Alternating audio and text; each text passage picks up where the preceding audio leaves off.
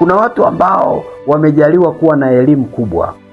Kwa ajili ya ile elimu kubwa aliyonayo, anajiona hana haja ya kusikiliza neno la Mungu. Anajiona hana haja ya kwenda kanisani kwa sababu yeye amesoma sana. Anajiona anajua kila kitu. Na wakati mwingine hata wakiwemo makanisani wanakuwa ni wasumbufu. Anataka kila kitu asikilizwe yeye, kila hoja aongee yeye, kila anachosema yeye asiwepo wa kukipinga kwa sababu amesoma sana. Nisikilize, wewe unayeangalia elimu yako kubwa, Mungu anasema ole wako. Kwa sababu hata uwe na elimu kiasi gani, haiondoi kwamba kuna mambo huyajui. Yaani huo ndio ukweli mchungu.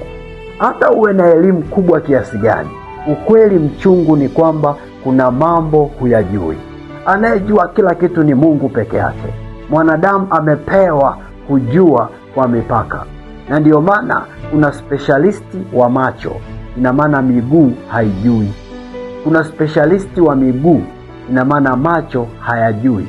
Kuna specialisti wa jino, ina maana nywele hazijui. Ndio maana nakuambia hivi, mwanadamu amepewa kujua kwa mipaka. Elimu yako isikufanye ukawa na kiburi. Lakini pia kuna watu wengine wamezungukwa na mtandao mkubwa wa watu. Wana mtandao mkubwa wa marafiki, wana mtandao mkubwa wa ndugu, wana mtandao mkubwa wa mazingira, wana chaneli mbalimbali. Kwa ajili ya zile chaneli anaridhika kiasi ambacho anaamini kila kitu anachotaka kitaenda kwa haraka. Anaamini kila kitu anachotaka atapata. Na ukimuuliza anakuambia mimi sina stresi kwa sababu wizarani kuna ndugu yangu, sehemu fulani kuna ndugu yangu. Yaani anaamini kwa sababu ana watu kila eneo, hana haja ya kumtegemea Mungu. Watu walio nao watamvusha. Mungu anakuambia ole wako. Nisikilize, kuwa na watu wengi haina maana ya kwamba wanaweza wakakusaidia kwenye kila kitu. Unaweza ukawa una watu kila mahali, lakini wasiweze kukupa hatima yako. Hatima yako iko mikononi mwa Mungu. Na ndio maana kuna watu mmesaidiwa na chaneli zenu na mitandao ya watu mlio nayo, mmesaidiwa kupata kazi, lakini bado hauna amani juu ya hiyo kazi. Kwa nini? Kwa sababu ulichopata sio cha Mungu alichokusudia uwe nacho.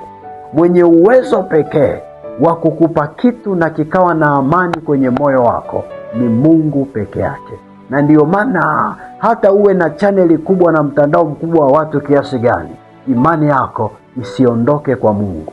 Maana yeye ndiye anayeweza kukupatia jambo ambalo likakupa amani moyoni. Si kama unani